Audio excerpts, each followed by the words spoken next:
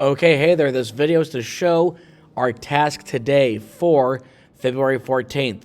So when you go to the classroom, I have everything already written down right here. As a breakdown, I have the Google Slides open, which will just show you here. Nothing major. If you go to slide 6, though, it's going to talk about our tasks today. My hope is to go to task 3. So let's go ahead and go back to classroom. We're going to start our research for our timed write. That's going to happen most likely on Friday. If you're lucky, you could start it today. Go to classwork, and if you scroll down to timed writes, we have 4 articles there. I'm going to click on view instructions.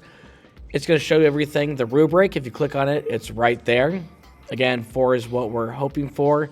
3 is the goal to be proficient. Again, it's going to be 4 is an A, 3 is a B, 2 is a C, 1 is a D, and NE is going to be the F because it's not turned in. So we have 4 tasks to look at today. Our first task is to open up this document right here. It's called the Cow Creek Treaty of 1853, close reading, 8th grade. If you click on it, we have it as broken down into 8 articles, which is awesome. Mr. Burr and I, we actually translated this into an 8th grade reading level.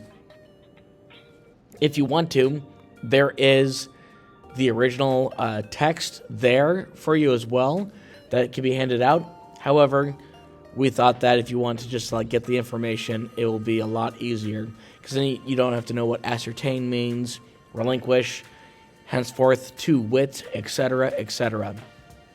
So if you look at the directions, it asks, read the treaty and annotate with symbols that represent your thinking. Use the boxes to write questions or make connections. So I'm just going to highlight. I like that. Let's see. It says here, Joel Palmer was in charge of Indian Affairs for the United States. I'm going to highlight that because I think that's important to me.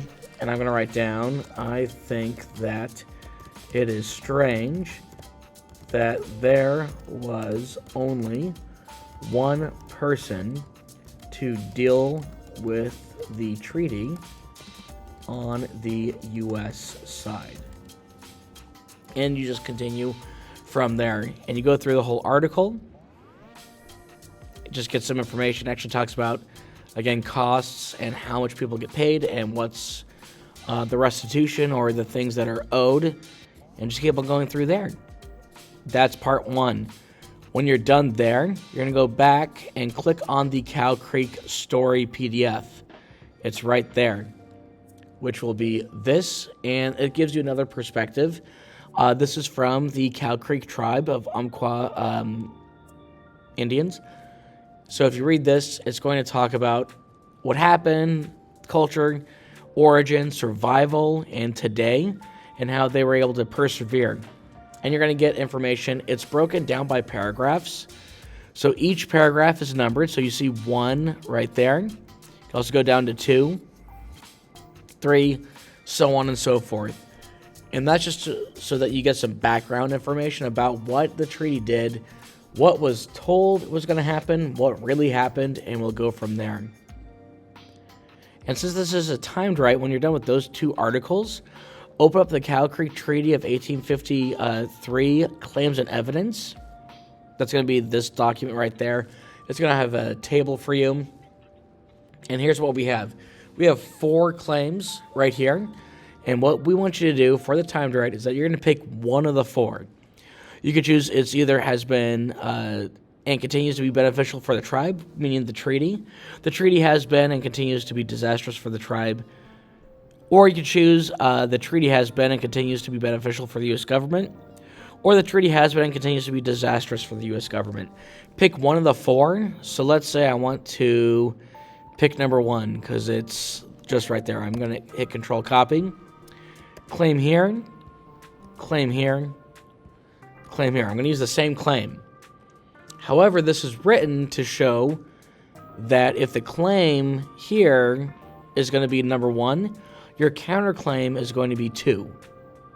So I just have to go over to 2 and click right there. And that's how you build your claims and counterclaims. If you choose 3, you're going to choose 4 for your counterclaim. And then the opposite goes for 2 and 4. So if you choose 2, your counterclaim is 1. If you choose 4, Your counterclaim is 3. Your evidence, all you have to do is just control copy information. Let's say I like this first quote, talking about that this was one of the first 2 tribes in Oregon to secure a treaty. I go back. Oh my gosh. I go back here. Here's my evidence. There's my direct quote that I can use later. So given that's one of the first tribes, usually you have a little bit better dealing with that. And if I look at the paragraph number, it's number 2. So I can write down paragraph 2. If I like to look at Cow Creek, I'm going to look at Article 1. There's the first quote there. Been beneficial, so they agreed to it. So that must be good. Cool, I'm going to undo that and change the paste. I don't know why it's like that. Cool. But we can fix that later. Let's see.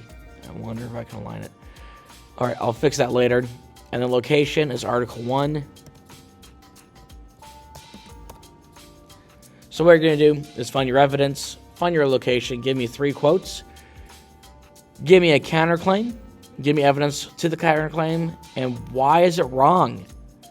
That's going to be most important. So counterclaims, you show why someone would disagree with you, but ultimately you're going to explain why is that wrong.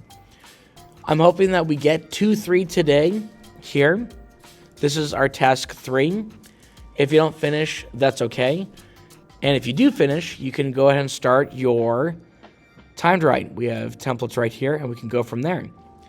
Again, the rubric is already inside the assignment right there.